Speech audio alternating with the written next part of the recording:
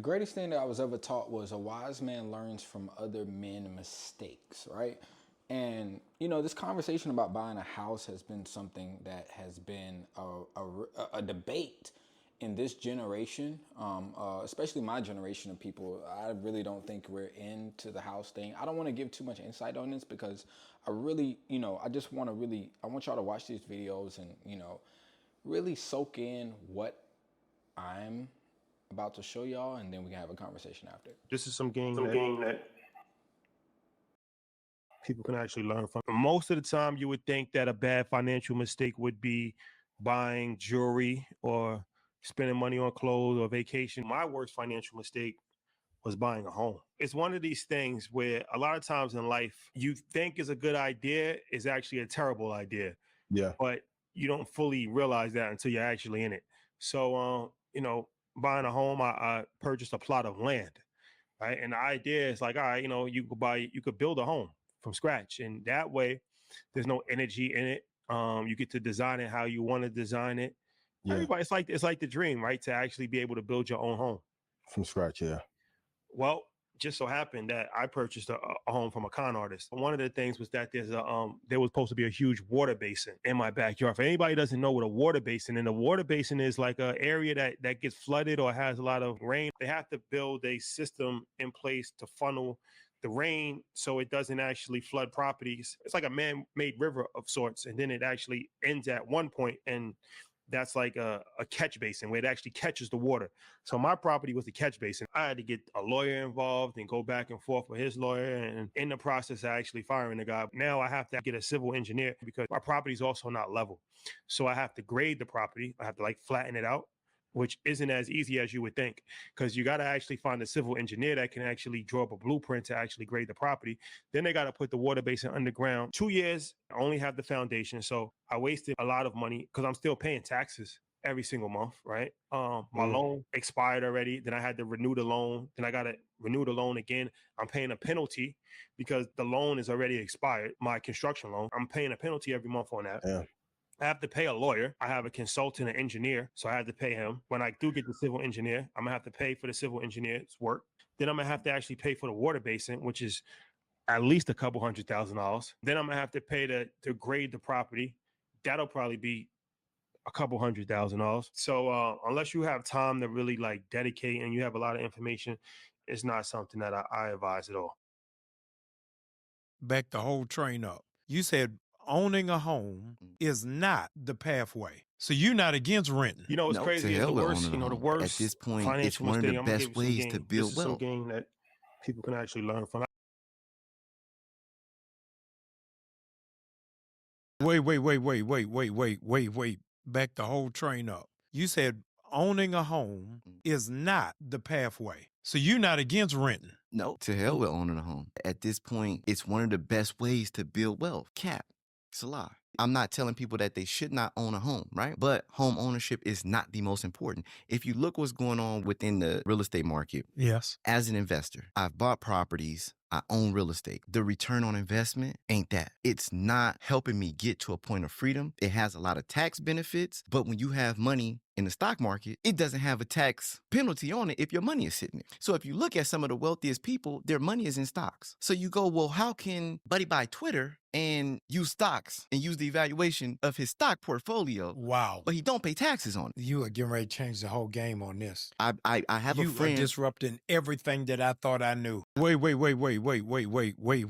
Back. Just stick with me. I want y'all to watch this. I want y'all to watch some of these videos so we can have a real conversation about this. Just stick with me. Keep listening. Buying a house, worst investment you'll ever make in your entire life. Tell me more about that. Saving money at the bank is just for the banks. I hate on those things, so I'm gonna tell people. So the house is it's a trap, man. Yeah. I was doing an interview the other night on an NBC channel, and they said the guy from Remax, the president of Remax, was talking about how a house is a good investment. I'm like, bro, Nick, how can you keep telling people this? It's one of the worst investments in the history of mankind. Yeah. Your audience is going to hate this message. No, I mean, I had the same discussion. Like my mom's like, yeah, Randy, you should buy a house. You buy a house. I'm like, first of all, I'm moving. Dude, you want your mobility. Come on, man. You want mobility. You want to be able to move. I want to be able to move around the locations. I don't need some address 2223 to identify me. Yeah, exactly. So you're much better off having the mobility, saying every 12 or 14 months, if they're not treating me right, I'll just get out of here. Exactly. Boom, move to the next place. Yeah. Now, people are going to say, like, oh, rent's expensive. Yeah, okay. So what? So what? Whole Foods is expensive. Yeah. Okay? Like, the gym's expensive. Like, what's that got to do with it? Going to the hospital is expensive. You don't go buy a hospital just because a room's expensive. Well, why is it a bad investment? Because what happens in a house is, first of all, if you just do the math, 12%, the broker fees going in are 6 and going out are 6. So now you got to make 12%. So let's say you paid $1 million for a house, or 500, whatever the number is. Average house here is 576.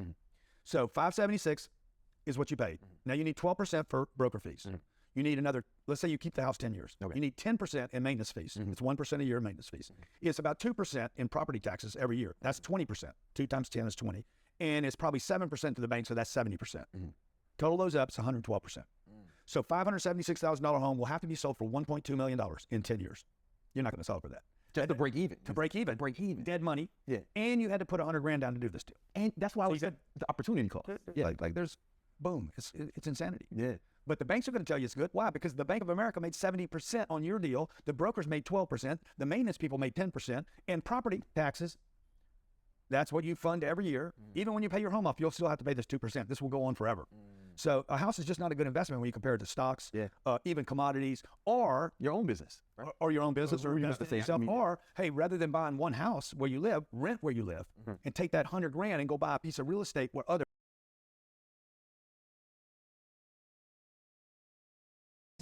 is just a fancy name for rent. A mortgage is not an investment. It's just a fancy name for rent. You're renting from the bank. You went to the bank and the bank give you the money to buy the house you want. Now you buy the house, the bank becomes your landlord that you're paying rent to every month. When you have stuff breaks down your house, can you call the bank and say fix it? No. Here's how the bank and the government make money, because the government tells you buy a house, you get a tax credit. Then the media say generational wealth. See the two brainwashing system to get your money? When you bought that house and you say I want to leave this house to my children, but your children don't want the house. And now, in addition to the mortgage, what else you have to pay? Taxes and insurance. Here's the key that most people miss. You as a human being, you are a property in the eyes of the government. How much value do you put on yourself? But no, when we buy a house, bank says, listen, I just gave you $300,000 for that house, but listen, I need to value the house and see how much it's worth if the house burns down. So now you got to pay more to keep that insurance in addition to your mortgage payment. Then you got to pay taxes. When the house is paid off, you got to pay taxes and insurance. And the government could still take the house if you miss default on taxes. The only time a house is an investment or mortgage is an investment if it's making you money. Meaning, I could go to the bank, loan money from the bank to buy a house that I rent out to multiple people.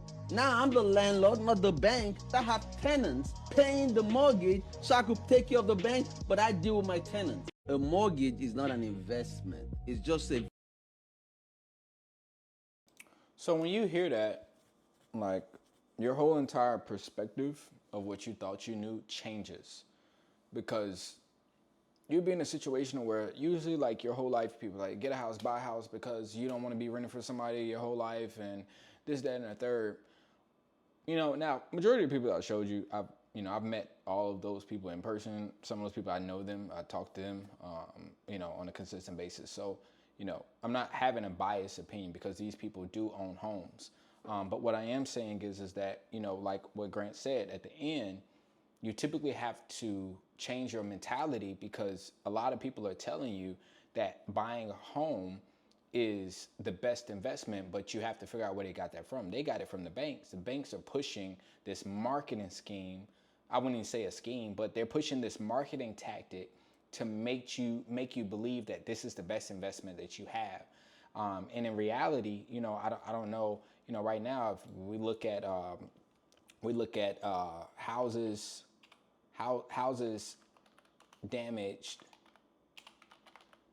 in California, and seeing how they're treating homeowners in California, I mean, just horrible. I mean, see how they're treating these people. The insurance companies are treating them bad.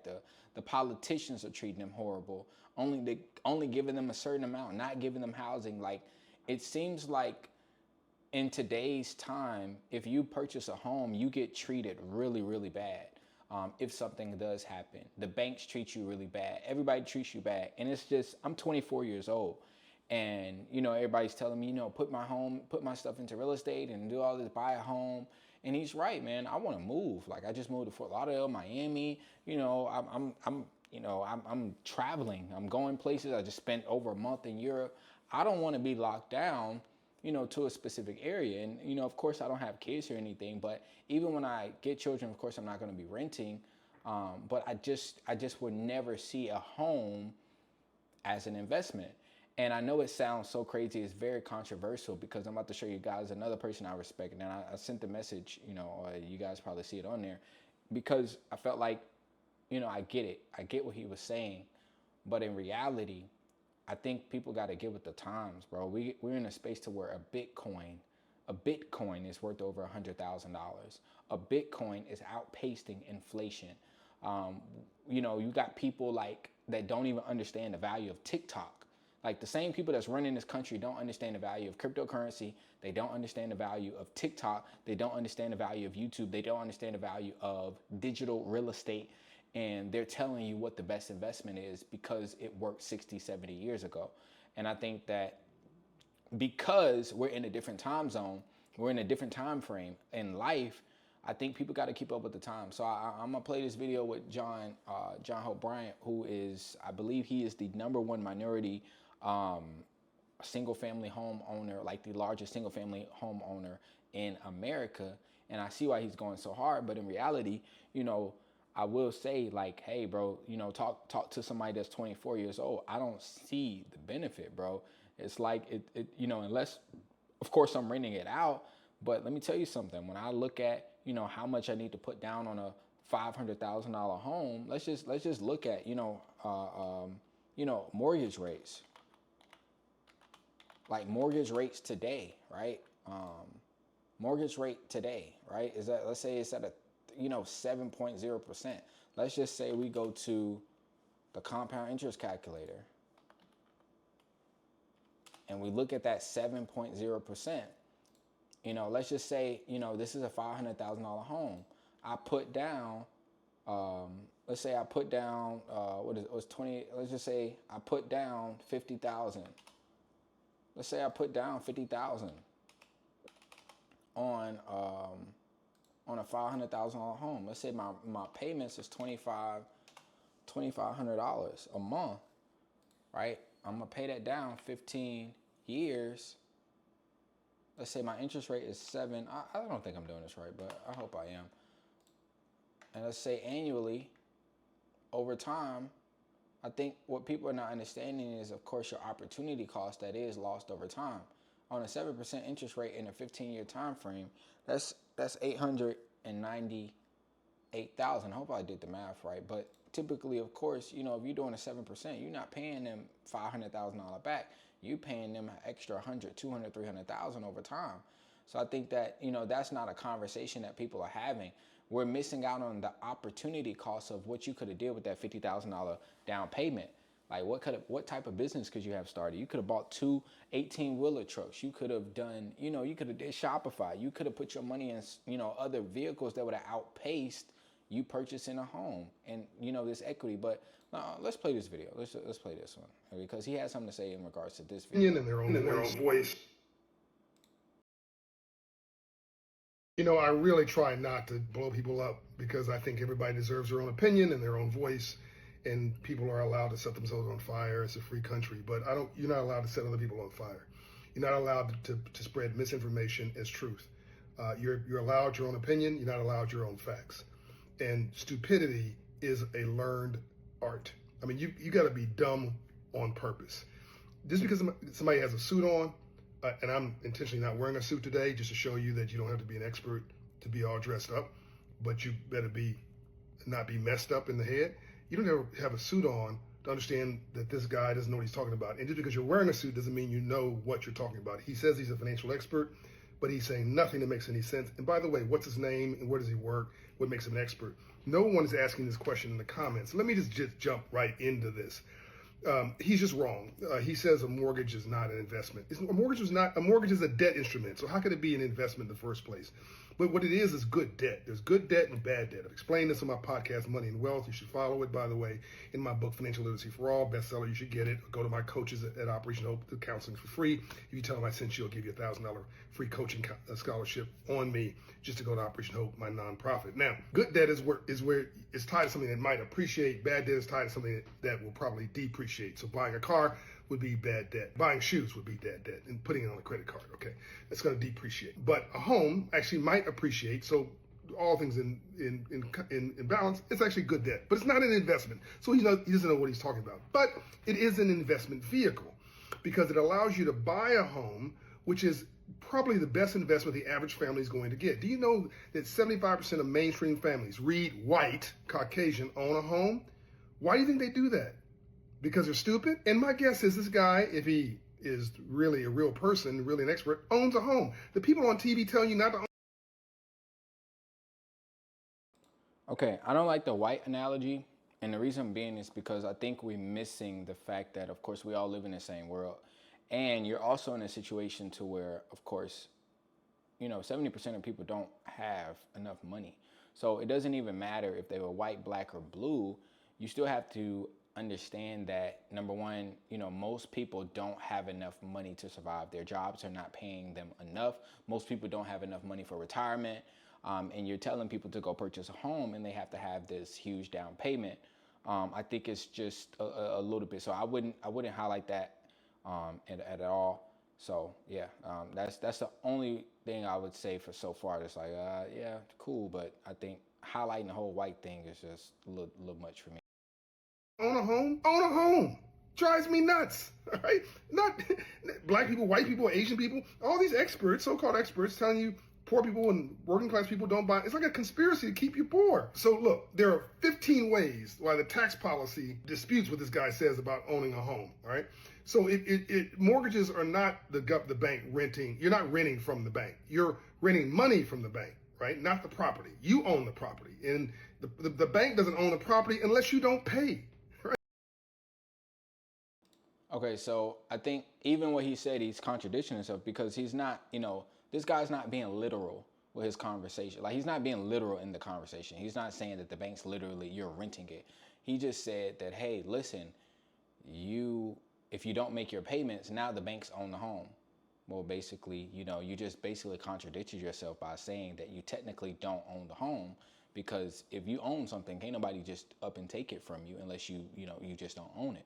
So, comparing it, I'm just saying, if you look at what Grant just said, if you compare it to other vehicles that he said, can't nobody just come and just take your stock portfolio. People can't just come and take your crypto. People can't just come and take your insurance policies. People can't just come and take certain things that you own. Like, if you own your car, you have the title of your car, people are not just coming to take it. So I think that, he kind of like contradict himself. And then, I'm not speaking in a sense of like, I'm trying to say everything he's saying is bad. I understand his concept. I understand what he's saying. It completely makes sense. But I also think that from a different view, and because I have really close friends that they talk about owning home. But I also think that, listening from a viewpoint of living in a world to where I can click a button and make money and understand it, it's just very hard for me to get around this idea that I'm going to be putting 10, 20% down in a place just to live.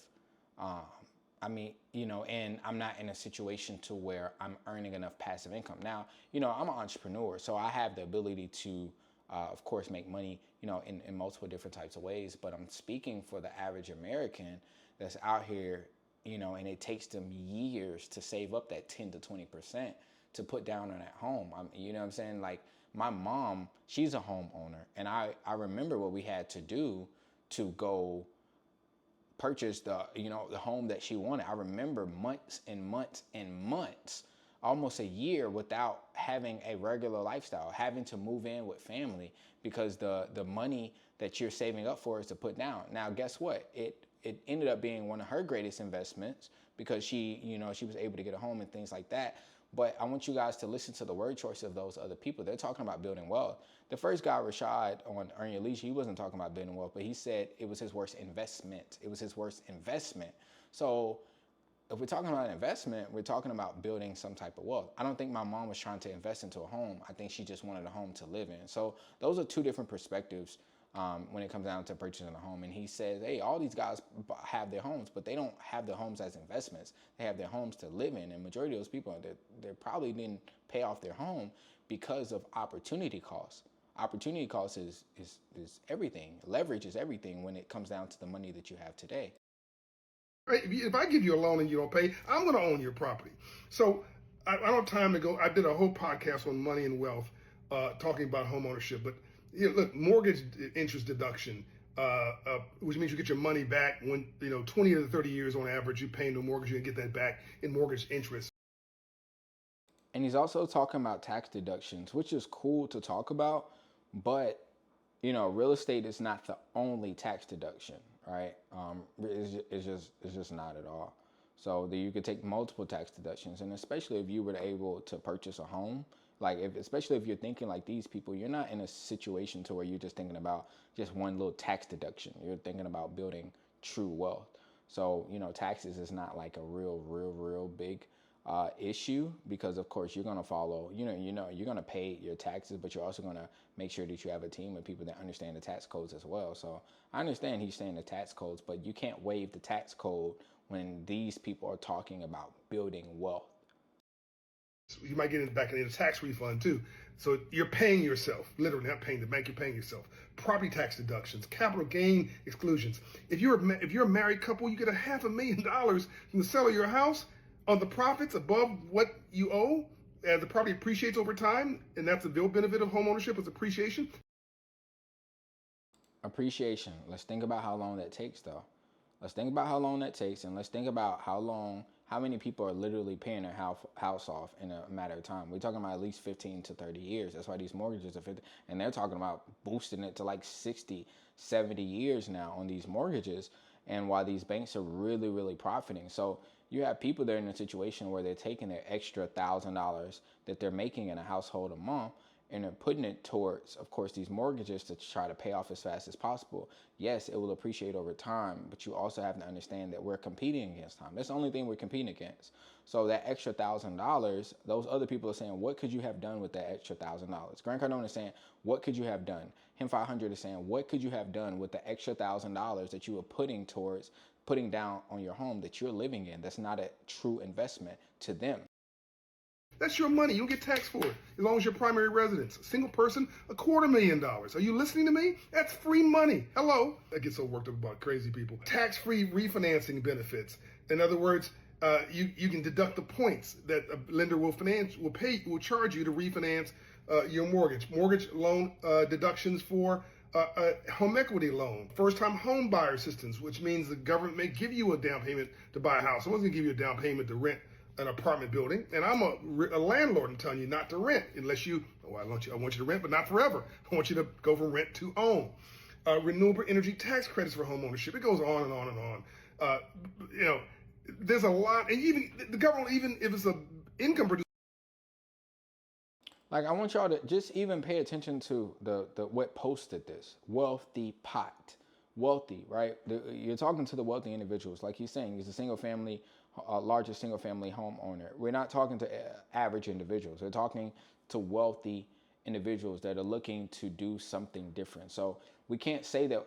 I don't think he really disagrees with him in real life, because at the end of the day, for you to be the largest owner of properties, it's just no way that you're doing what you're saying, but you're not doing what you're saying in a sense. It's like, okay, where are you putting your money? You're putting your money into a home, but you're renting it out, like you just said. So like I said, it's just a lot of contradicting that I'm listening to. Yes, it's a lot of benefits that he's saying, but at the end of the day, let's compare. Let's look at the timing. Let's look at, what does it take? And, I'm just talking real. I'm just being honest. You're talking to a young 20-something year old person. And I guarantee you that it's a lot of young individuals that, you know, are thinking what I'm thinking. Like, they're not with this whole buy a home type thing. They're looking at how to make money. I know I have friends right now making millions of dollars right now in their parents' home. How many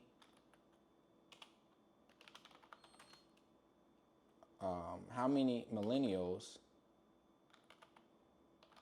are living with their parents? Like, this article just came out. 18% of men, 12% of women 25 to 34 are still living with their parents. You wanna know why? You wanna know why? Because it's freaking expensive, okay? To go out here. You wanna know why TikTok ban was such a big deal? It's because you have so many people that were making income off these platforms.